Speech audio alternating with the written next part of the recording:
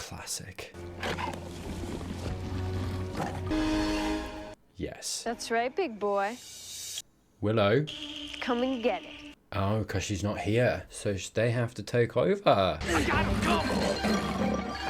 Her demeanor's changed. Willow. I wonder if that's her or whatever took her over. Damn. Getting away! And ow! I appreciate that they're struggling, you know? Kind of, really? Really? Okay. Works. Hey man, I salute your effort. What was with the acrobatics? Wasn't Andy Holick on the gymnastics team? That's right, he was. Cheater! Yeah, I like Willow's hair, very reminiscent of Buffy, actually. Maybe a little bit projecting, I don't know. The leather jacket too, yeah, very Buffy-esque. Maybe she's almost putting on a little bit of a guise to help her mentally kind of do what she needs to do, right? She came in, that line that she had, big boy. Yeah, maybe she is somewhat personifying Buffy to a large extent. Come and get it, big boy? Why not? Well, the Slayer always says a pun or She's on it. play on words, and I think it throws the vampires off, and I mean, I'm frightened because I'm wisecracking. exactly. I don't really have a chance to work on that one, but you try it every time. Did its job, mate. If I may suggest, this time it's personal. Yes. Bit dramatic though. In a way, I feel like we took her punning for granted. Xander, past tense rule. Yeah, so they haven't seen her at all. We won't when she gets back. Do you think Buffy knows school's starting tomorrow? Right, so she's gone for the whole summer. I can't wait to see Cordelia.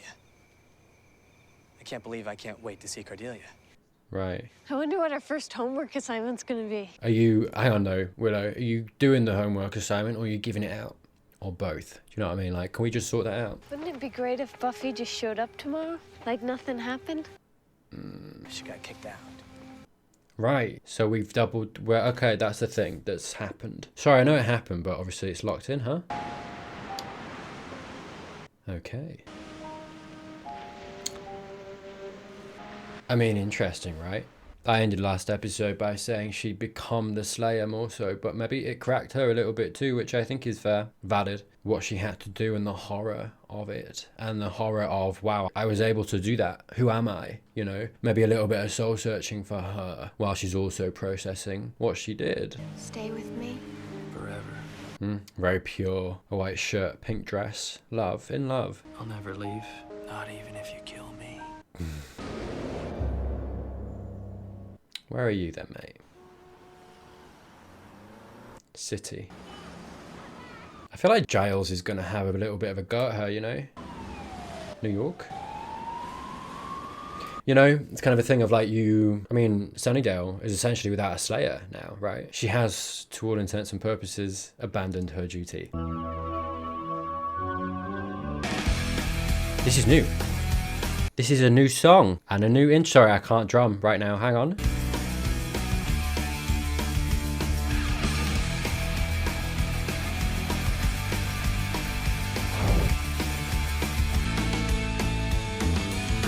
It's new.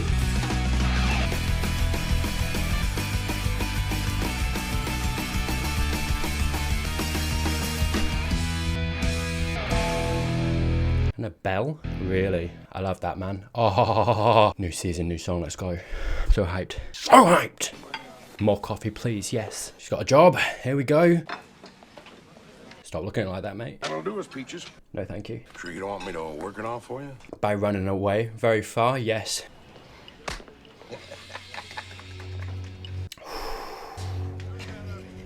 I mean, you kinda gotta take it, aren't you? You know, that little thing there, as much as, you know, you want her to lash out a little bit, right? A lot of maturity not to. And that actually demonstrates a change in her. I think last season, whenever something like that happened, she would lash out, right? Which got her in trouble, unfortunately. But her keeping that and that emotion, which you know was there, the anger, the desire to lash out, and she kept that under control. I think we're good. Anne, name of the episode. But yeah, blonde girl kissing the guy in the booth. That's the life she kind of wants. Wish, or not, maybe not anymore, but wish she could have, right? But I think maybe she's looking at that and there's a certain aspect to her that's like, I can never have that. It's so out of reach for her now. especially after everything that's happened. Shouldn't have blown all our money. On what? It was worth it. Oh, is it a bracelet? Check this out. Okay. Nice. Should have got a bracelet. Nice and permanent. Forever. I mean, that's the whole point. All power to him. Hey, you gotta make some mistakes, right? Hey, do I know you? Where are you from? I'll get your pie.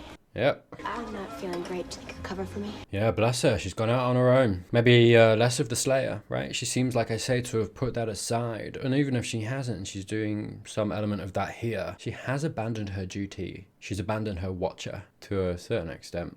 I suppose we'll see maybe more so, a little bit more of that as we go, and how or to what extent she has maybe dropped off it a little bit. But the thing that I was talking about of the child to the adult, of gaining autonomy, gaining her independence, right? And that step of maturity, that seems very much to have been where she's gone to, which, to be honest, is probably going to help her in the long run. This isn't healthy either, right? I feel like she's gone to another end of the spectrum that is kind of too far over almost, which... At the same time, I've got to be careful when I say that, because it's like, maybe this is what she needs right now too. I mean, I don't know, right? But does every Slayer go through something so personal of Angelus, Angel, and that experience? It feels like a very unique experience. I'm not saying no Slayer has ever gone through something, you know, experienced heartache to some extent or whatever it might be, but so, you know, everything that happened with Angel, Angelus, and her role as the Slayer, so intertwined with her growing up, the personal aspect to it as well, love, passion, all this stuff. She's earned a little bit of time to herself, I think. But I think we're improving. God's sake, be careful. You know, I appreciate your efforts to keep the vampire population down until Buffy returns, but... Wild seeing this library populated. Wild that actually he's not... This shows a lot of progress from Giles, subtly as well. The fact that he's... I mean, they maybe had this conversation, right, that we haven't seen. One shows a lot of trust in Willow and Xander and Oz. Also maybe shows a little bit of his mind state and maybe how desperate Giles is to a certain extent, right? Him, as the Watcher, he's lost his Slayer. She's gone. And they have a job to do, and someone needs to do it. And yeah, like I say, shows trust and confidence in these kids' abilities to do it. But we try not to get killed. That's part of our whole mission statement. Good. I think you're going to love it, but... Okay, he's a distracted librarian. Fair enough. How was your summer? Oh, I can't believe you brought that up. Is Xander around? Yeah, somewhere.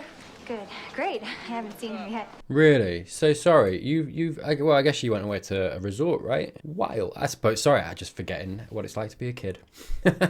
Right? Sorry, because summer, I just assumed they'd see each other, right? But I suppose you do maybe go away. I feel like that's a very American thing, though. You go away to a camp. Because I would do like a football thing, but it would last a week. And you would go home afterwards. Like it was a local kind of thing. Do you know what I mean? And it was a full week. It was awesome. I loved it. But like, it was just a week. How's my hair?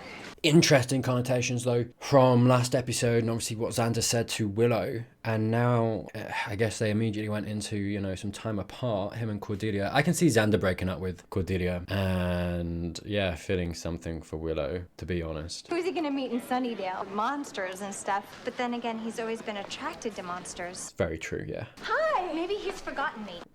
Just go see him. I'll just have to make him remember. Just... See ya. Oh no. What? Cordy?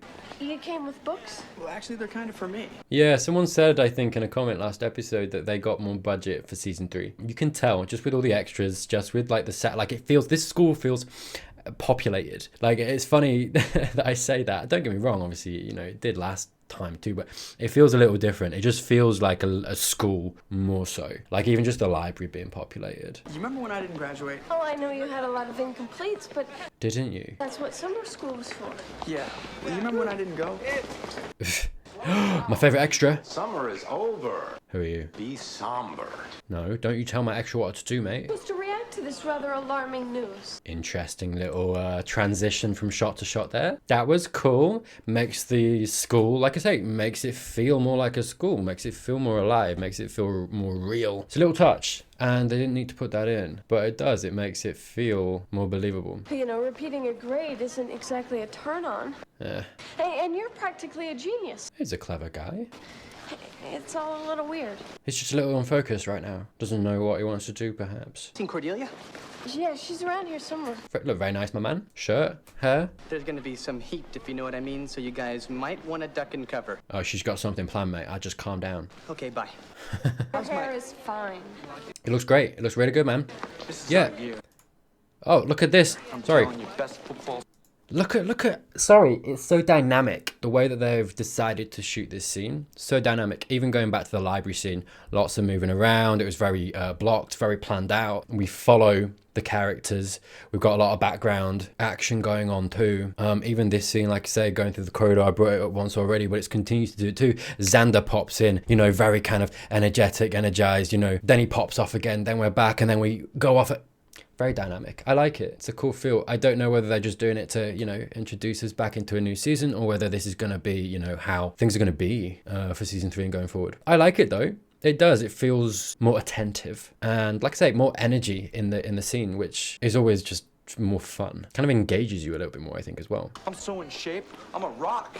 Egg whites. If we can focus, keep discipline, and not have quite as many mysterious deaths. Mate, I don't know, that last one. Cute, really? But I'm still sort of stuck on strange. Well, I'd be willing to bargain down to eccentric. Hey. Hey. Yeah, they're weaving the scene together so well. So many moving pieces. We start with Willow and Giles. We see Giles, right? The focus, obviously, Oz and Willow.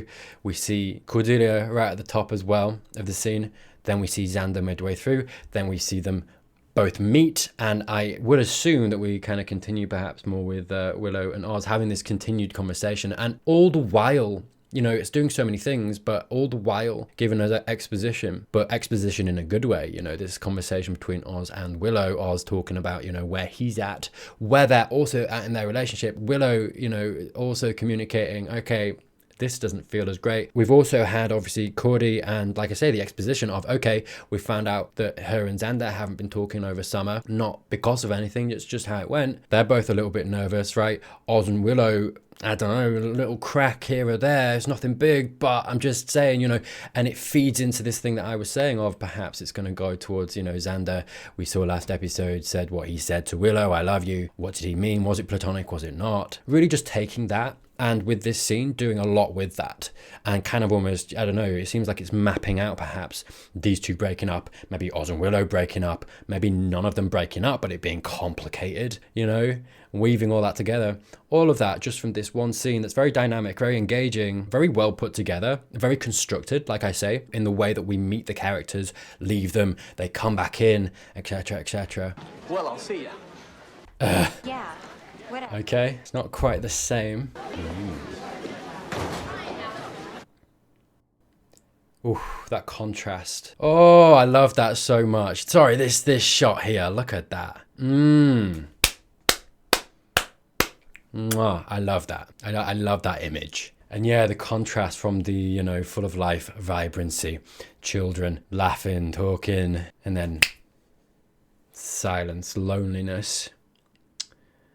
School, bright colours, you know, everything put together. Here, kind of pockmarked walls, the white, right, very sterile, not very much colour at all. Kind of a lonely little painting on the wall behind her. She's not really even dressed, right? What's that in her hand? Like some noodles or something that she's eating, some ready meal, clothes on the floor. And yeah, she's been very arranged. She's very specifically been arranged here to kind of show you all that, right? The emptiness, the sterile, the lack of colour, the loneliness here. Quiet as well. Right, no company, very alone with her thoughts. Just, yeah, so stark a contrast, and I think communicates beautifully the state she's in, where she's at, her headspace. She's not doing okay. We kind of, I think, could work that out really at the end of last episode, but to be shown it and have it so kind of, yeah, artfully produced here, and that contrast from one scene to the other as well, really just punching that kind of message home. Hey, how are you? Oh. Beautiful. Very nice. I'm no one. Why do I think she's going to help that woman at some point? I have a lead. A friend in Oakland. Ah, you're looking for Buffy. That's what you were distracted with. Young girl fending off a group of vampires about a week ago. Right. And what makes this different from the last 9 leads? believe there's a meal on this flight. But it's good that you're looking, though. Is it? I mean, it's kind of his duty. I get why he's doing it. But I should go. But there's a certain part of me that's like, just give her a space. She clearly wants to be alone. I think he'll find her when she wants to be found. Yeah. Anne, Buffy? Is she? Right. I was going to say, is she from Sunnydale? I was calling myself Chanterelle then. I do recognise you. You're from the Tyler episode when they were trying to get turned into vampires. She was one of the kids, wasn't she? And she got away. Good on her. Hey, turned it around. Well, I was in this cult that worshipped vampires. Yes. I remember. Of course, so she knows who you are too, the Slayer. You kind of saved us. This is what Buffy needs. I never thanked you or anything. You made a difference, Buffy. Did you tell anyone who I was? And look at her, all business, you know, no emotion there. She's not letting herself, you know, Buffy. She's not really letting Buffy free to be Buffy. She's got so many walls up, which absolutely, right, you're going to after the end of season 2. To protect yourself, right? It's a survival instinct too. Yeah, all business. I know how it is when you gotta get lost. Beautiful. Hey, maybe a friend here that could help her through this a little bit. Do you live nearby? Means a lot that when she was calling for Buffy initially, she respected what Buffy clearly wanted and called her Anne. It was only when she wanted her to stop that she called her Buffy. Well, how come you came up with Anne? It's my middle name. Of course it is. Lily's from a song. Ricky picked it. I'm always changing anyway.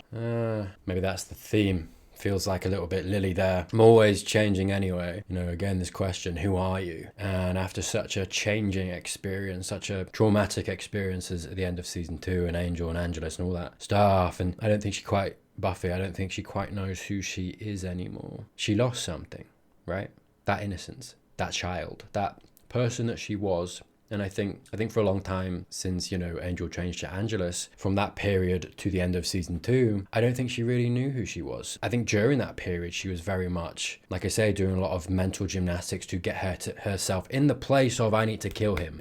She was being terrorized, her friends were being terrorized, she was drawing more and more and more on the Slayer part of herself and bathing herself in that to deal, right, which was absolutely fair. You understand why she's doing that. But because of that, I think from that point that Angel turned to Angelus, she wasn't quite Buffy anymore. And you see the kind of end result of that here, right? But the process, I think, started mid-season 2. She wasn't really Buffy for a long time. And I think the act that we saw in the last episode in the season 2 finale, Becoming Part 2, kind of broke that completely. And it was a case of gone. Buffy's gone. That version of Buffy's gone and done.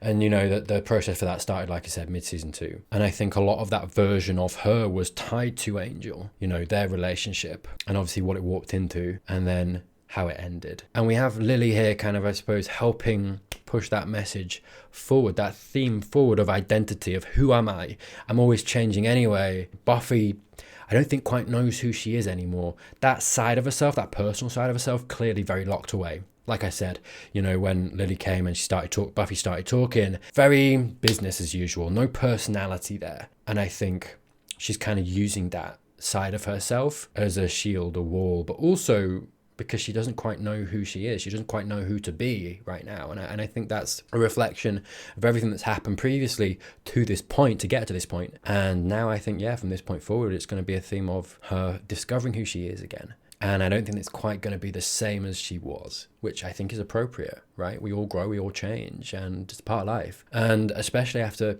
going through something so painful, so emotional, so traumatic, you kind of have to get past that to a certain extent. And yeah, like I say, Lily, a beautiful kind of device here, her character, to usher that in a little bit, because she's in the same place. You know, a little bit more obviously, I think Buffy, Anne, subtly, and I think the change of name as well, the name of the episode is Anne as well, a lot of emphasis on that. It's not Buffy, she's not Buffy anymore, she's not the Buffy we knew, right?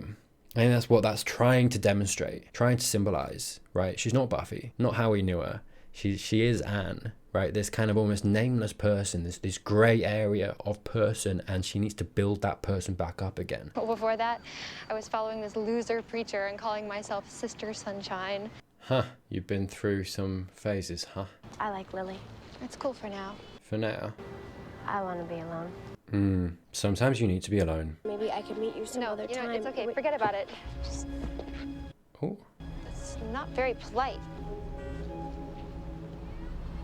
You alright, mate? Are you okay? I'm no one. Right, okay, that's a theme. You should not walk into traffic though, mate. Oh, she's off. There we go. Ow. Damn. Ah, hey. That's who she is though. When she has to be. The hero. Are you okay? Jeez, I didn't see you.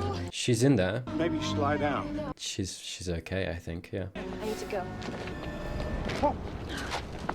Ah, this guy. It's this guy. He was talking. He was talking to the guy earlier. Was it the guy we just saw? I didn't pay attention. Maybe I should ask, where are you running from? From you. Bye. I ain't got the look, though. Like you had to grow up way too fast. What's your name? Don't. I'm Ken. Here, go ahead. Take one of these. No trust. Don't be shy about stopping by. Not just interested in feeding the body. You might find something you're missing. Feeding the soul. I'm all right. Then why are you here? And this is not a good place for a kid to be. You get old fast here. The thing that drains the life out of them is despair.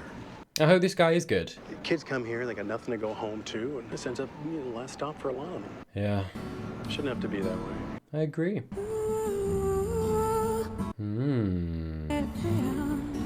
Yeah, I love the touch of, human desperation. You know, this demonstration of what we do to each other, what we allow, because it shouldn't be that way. We shouldn't have people on the street. It's wild that not everybody is angry, uncontrollably angry, that we have still people that are homeless. It's insane. You know, people that need help. And the slang isn't getting any easier either. I don't know. I think we're kind of getting a rhythm down.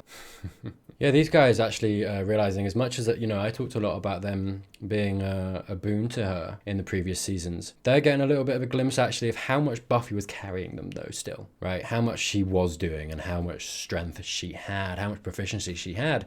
This is showing them all that. And actually it's interesting thinking, especially for Willow and the magic and stuff, right, that we saw a little bit last season. It's going to make them inherently want to be stronger, to help her, to meet her more, right? Because I think, like I say, they're kind of for the first time coming to understand actually, as much as they were helping, and they were, and I don't want to do them an injustice, but like I suppose how little help they were kind of giving in the grand scheme, and how much, like I say, Buffy was kind of driving them forward. Bait. What? Ah, how's Joyce doing? Yeah. You have a missing kid. What are you doing? Okay. Desperate. May I? Kind of, is it her? A friend of mine called with a lead. Right, you guys are getting a bit closer. Fair enough. It's about someone fighting vampires. Oh, of course, yeah, because of course she knows. So why would Giles not reveal himself? I like this dynamic, this potential between these two. I can hardly leave the house. I'm just afraid she'll call. She'll need my help.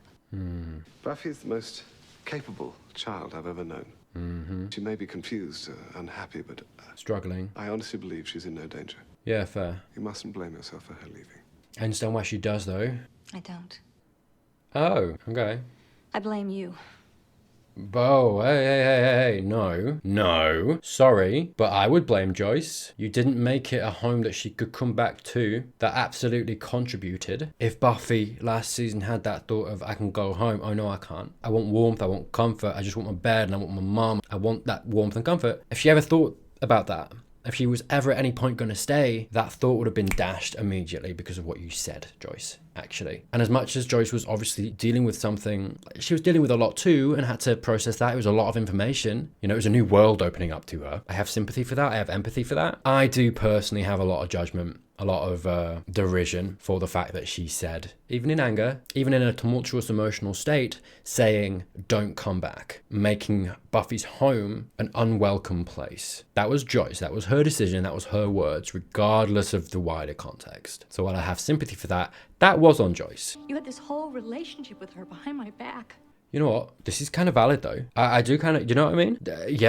Yeah, like, if it was my kid and I found out this guy had this relationship that I wasn't aware of, and obviously you know all the context now, right? She knows all the context, so it's not weird, but at the same time, it's still this thing of, that didn't happen with my consent. Even though it's not necessarily Joyce's consent to give, right? That's Buffy's, you know, that's Buffy's relationship. I'm actually going to walk this back a little bit. I think considering the relationship between Giles and Buffy was more akin to parent-daughter, that is a matter that should go through her mum, considering Buffy is 17. The fact that dynamic was happening without Joyce's consent does matter, even though we of course know there was this fantasy context to it of Watcher Slayer too. This fantasy context isn't really the point though when we're talking about this. I can understand as a parent feeling a little bit like Giles as a responsible adult of his own, making his own decisions, and you can understand why he made the decisions and didn't tell Joyce at any point. Too, I can understand why Joyce would feel that way, because it was that line, behind my back. It was. I didn't make Buffy who she is. Also true. And who exactly is she? Yeah, that little look from him, you don't know. Also, this question again, who is she? Joyce doesn't know. And I think you can also interpret Giles' look alternately here too, as him thinking to himself, I don't know either, not anymore. And of course, again, this is the theme this episode runs with. Who is she? Buffy doesn't know either. This theme of identity and figuring that out is very strong. Can you help me? I can't. But that's who you are and stuff, right? I mean, you help people and... That's who you are. Yeah, interesting line. Constantly being asked. Constantly being almost challenged. She doesn't know who she is right now. She's the person when, you know, it gets down to the wire that will dive in front of a car for somebody. It's still there, but she definitely doesn't know who she is. You know how to do stuff. I don't. Not anymore. So unsure of herself too. I don't know what to do. Yeah, and that unsurety too. She's in this state of flux, doesn't know which way to go, and could go any which way, but can't make the first step, can't make that decision, any decision, because she's so unsure. You know, this idea, she doesn't know anything anymore. She makes decisions and bad things happen. At least that, I think, is how she sees it, right? We gave blood lots of times because you get a few bucks. And they have cookies. So probably go faster if we split up. Can I come with you? Okay, where did I lose you on the whole splitting up thing? What do you know, mate? Missing kids. What do you know about that? I like that the show's widened. I talked about it last episode, but I hoped that we would maybe branch out from Sunnydale.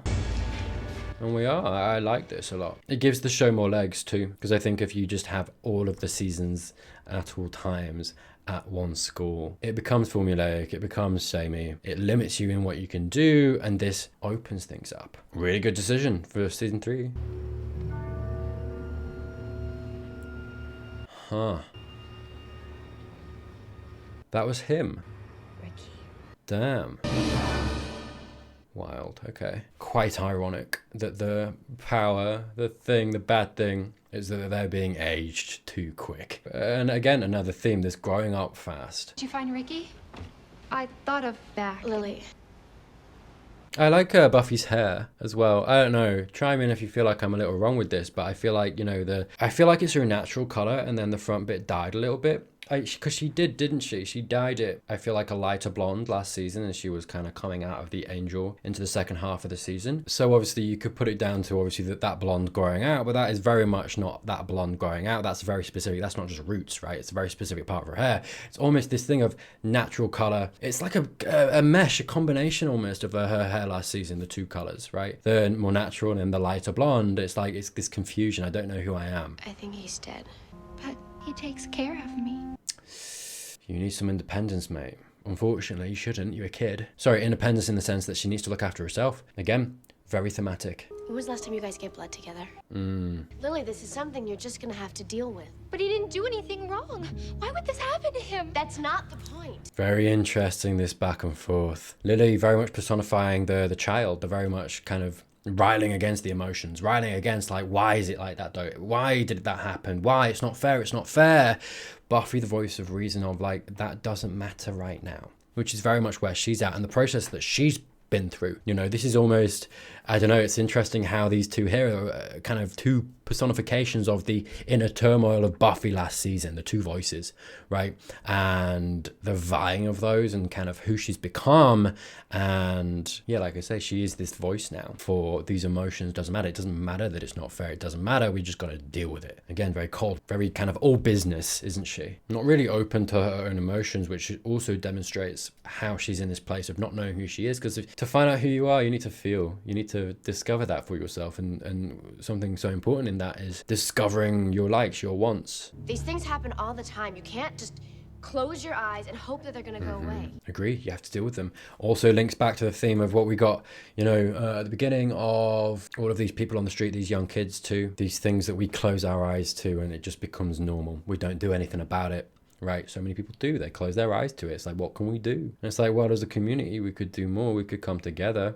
I often come at the angle of like our governments, blah, blah, blah, blah, blah. But it's like, to a certain extent, normal people can't do much about that. And we should have more help. Our governments, the people in charge, should be helping us more. That's what they're there for. Unfortunately, they don't always do that. And yeah, there's just so many things nowadays that we close our eyes to. This episode is so intertwined. Every scene, every piece of dialogue demonstrates something. Like I say, this conversation here very much demonstrates the two sides. You know, Lily personifying this very kind of childlike demeanor of the emotions. It's not fair, the process, I suppose, that Buffy's gone through and got past. She's the adult, blah, blah, blah. All of these themes tying together. We have, you know, the monster, whatever it is, aging them, which again, you know, very thematic, coming back to the growing up too fast, all this stuff. It's all weaved around each other. It's such a tight episode for what it's trying to go for. Is it because of you? I'll behave, because she's here. She's a bad luck charm. Do you know about monsters and stuff? Hey, it's a good question though. Sorry, not to put it on Buffy. It's very unfair to do this, to level, but like realistically, is that how the Slayer works? I don't know. I honestly don't know. I didn't bring anything with me. Ask for you to come to me with your problem. Ooh, I didn't bring anything with me, because that was the point. She needed to get away from everything. She didn't bring anything with her, and that's why she's kind of so cold, so empty almost, not really any emotions, right? That line, and delivered in such a way that Sarah delivered it, kind of angry, passionate. I didn't Look at that. bring anything with me. Yeah. How dare you even suggest I didn't bring anything? I brought nothing with me, nothing at all. And that's why she is how she is right now. That was the point of it, to get away from all that, to start afresh. So she had none of that to deal with, so she could just be alone and just process a little bit. I just wanted to be left alone. Don't lay it off on me. Oh, okay, it is this guy then, huh? Hey, it's okay. Leave Lily alone. I quite like Lily, you know? Bless her. It's really cool that she came back. I know you all think I'm a big square handing out leaflets about hope, but hope is a real thing. But Ricky... Say, are you Lily? Okay, so you knew Ricky. Or he was talking about you. This is how he gets you, Lily. Come on. You've seen Ricky? Oh, sure. Ricky's with us now. She said he was dead. Listen to that. Why'd you come to family home? We'll get you taken care of. Okay, what is this home all about, mate? And what are you? This guy also demonstrating how unsafe things are. Look at this, sorry, Buffy breaking in, right? Lily coming kind of at her very personally. Buffy throwing her away. If you don't want my help, you came to me, go, you know, all of this stuff, and yet she still can't let it go. Now that, you know, actually someone needs to be saved, there's something going on, she has to do something. She's not lost that, which I didn't think she would have, but it's very telling that in amongst all this kind of nothingness, trying to just be silent and alone, when bad things are happening, she has to be the Slayer. She has to do that. Candidate. Right, so this nurse was picking them out.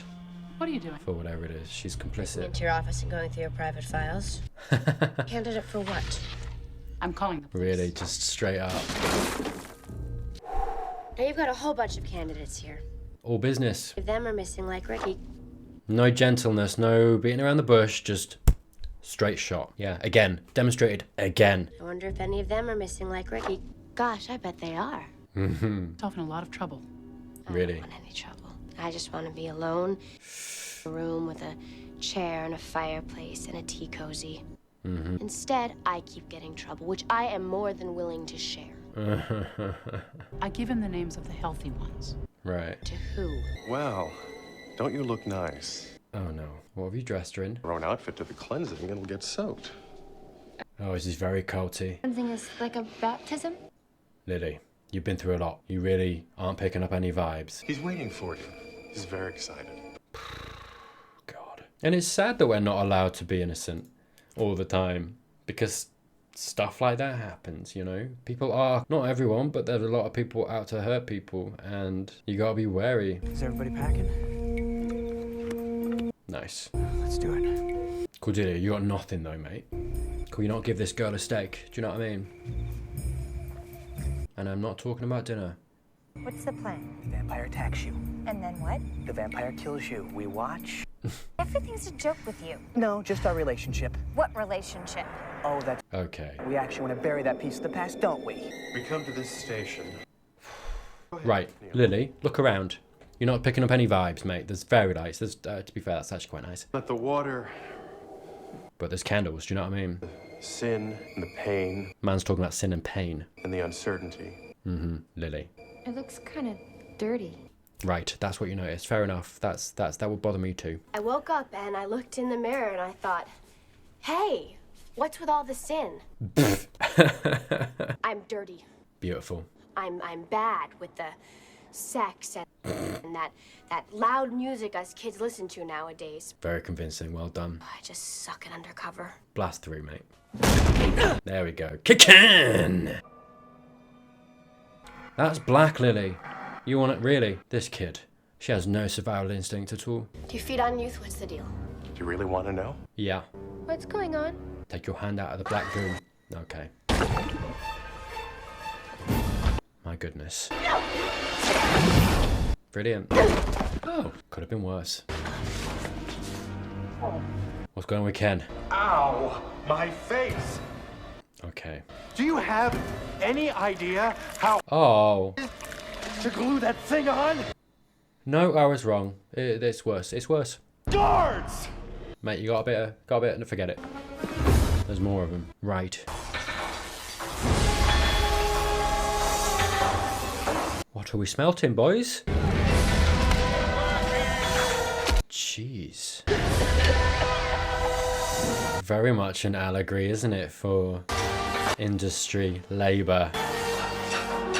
How we are slaves, how we are driven by these drivers with whips. It's got cleverer, it's got subtler, but it still happens. A quick disclaimer. Actual slavery and what I just attributed to slavery, capitalism, etc., and our daily lives right now, are not the same thing. And I should have verbally distinguished between them or chosen different words. I chose the ones I did simply due to the literal whips and the literal slavery on show, but the way I used this to speak allegorically about our current world needed more clarification. Welcome to my world.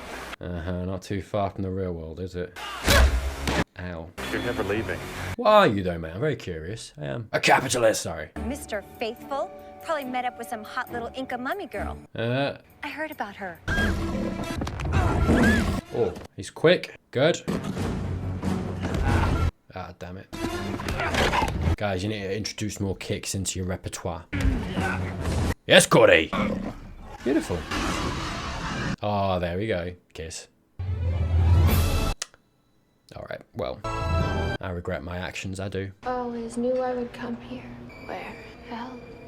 Oh, God. This isn't hell. You'd know. What is hell but the total absence of hope? No, it's a real place. Ricky. He remembered your name years after he'd forgotten his own. Years?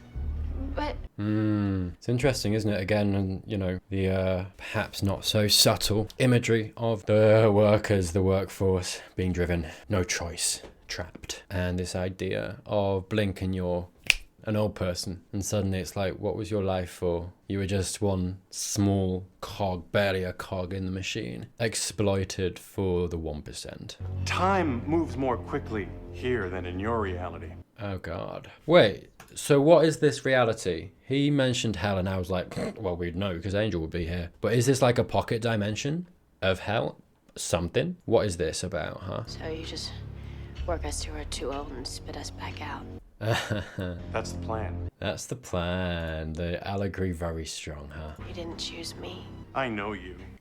So afraid, pathetically determined to run away from whatever it is you used to be. Right, so you don't know about the Slayer. You work and you live, that is all. You do not complain or laugh or do anything besides. Dude, like, no one's watching this, right? And is under the impression that it's not got political on its own, that it wasn't on purpose. Because if I mention the political, I'm the problem. But it's like, it's in the show, mate. It's in the show. It's like, do you know what I mean? Lines like this. You work and you live, that is all.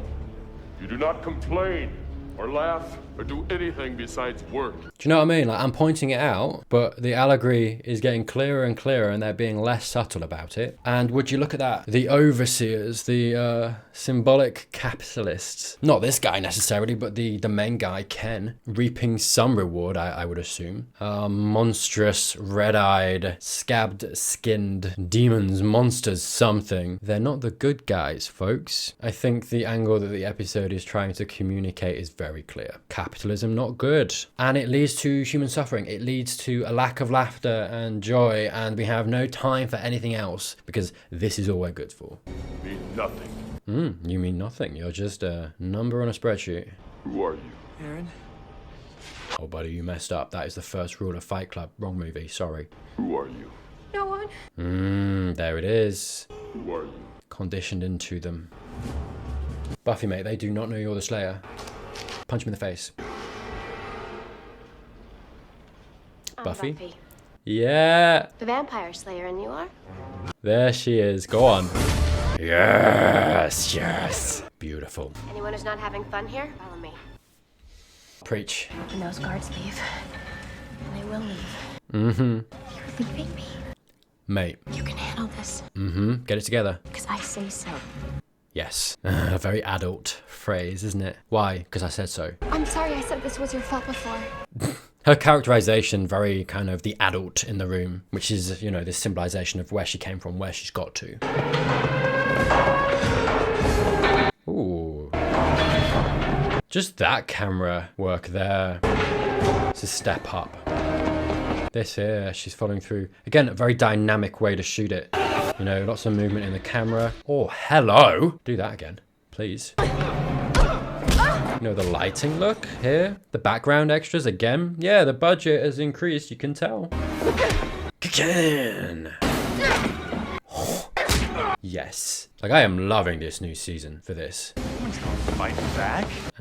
They don't, do they? Because this is the thing. We accept it. It's what we was talking about in the don't close your eyes line as well from earlier. We do all the time, even to our own circumstances. And I feel like I'm getting deja vu. I've just recorded a Good Place episode and I talked about the exact same thing. But we don't realize everything becomes normalized. We close our eyes to a lot of things. And I think nowadays there is a bigger kind of more progressive movement idea of questioning it. I think that's always existed, but it feels like it's getting a little bit more wide-ranging, right? And probably got social media to thank for that a little bit. I mean, like, you know, look, I've encountered, you know, people close to me that are of the generation before me, right? And the generation before them very much are, I think quite often, not all the time by any means, but quite often confused when people start to question the systems that we live in society. And it's like, you quite often hear the line of like, well, that's how it's always been. It'll never change, you know, and they've kind of given up a little bit. And it's like, the reason that you think that is why it's never changed. Because you don't think it's going to change means that it's not going to change, because the people that kind of need to rise up and come together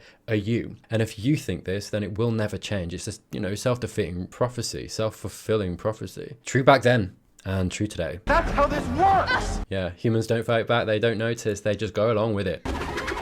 Yes, that is why the capitalists, those in charge, those that reap the rewards of all of this system. Oh, there's the shot. Hello. That's where their power lies. In our...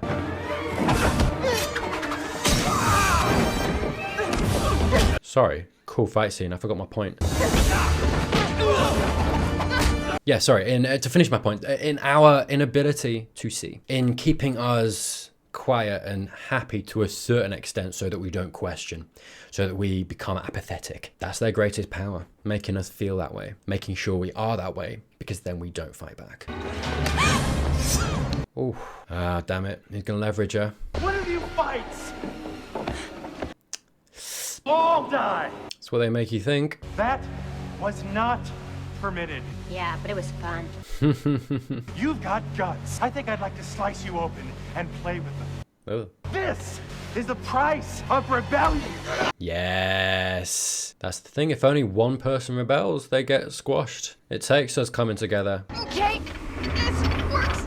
The glutes. Yeah, practice, mate. Oh. How'd that go for you, mate? Yeah, yeah. Oh. That is a way to go, huh? You gonna finish him off? You ruined. You ruined it for you. Want to see my impression of Gandhi? Oh, you probably shouldn't. Oh. What do we do about that? Huh. So we're not getting any answers about what they are, why they're here, what they were doing. I feel like that's maybe a seed for later in the season. Kind of hope so. Still lots of questions about them. Well, the rent's paid up for the next 3 weeks. Oh, you leave him? You heading back? He said you can start on Thursday. Huh. A ready-made life for her. I'll call and check up on you. Bless you for that, mate. I'm not great at taking care of myself. You gotta learn. Sorry. Gets easier. Takes practice. Yeah. And you know, they shouldn't have to. They're kids. They should have guardians. They should have safety. They should have care and a home and food. But it's not the world we live in. And so unfortunately, you do have to learn to take care of yourself. So all well and good, me talking about stuff, pointing stuff out, doesn't help anybody necessarily, right? You just got to kind of live within that the best you can. Make sure you're safe. Do your best to try and come together and make sure your neighbor's safe and, you know, do good, as much good as you can. That's why I come back to community a lot, right? We should have more of it. Can I be Anne? Why not? We're getting her back in the first episode. Back home. Quite surprised. I thought maybe she'd stay away for a little longer. Hello. Good. Nice. After all that, nothing more needs to be said right now, just a hug. That's cute. I like that a lot. What a brilliant episode on its own, but what a brilliant opener for season 3 too. I mean, God, so much in this episode and so brilliantly delivered. I mean, so detailed, so nuanced, even down to, you know, how people are fashioning themselves, how their hair's cut, what they're wearing. Fantastic continuation of last season into this season, that transition. Thematically really strong, really clear of what we're kind of going for, at least at the beginning of the season.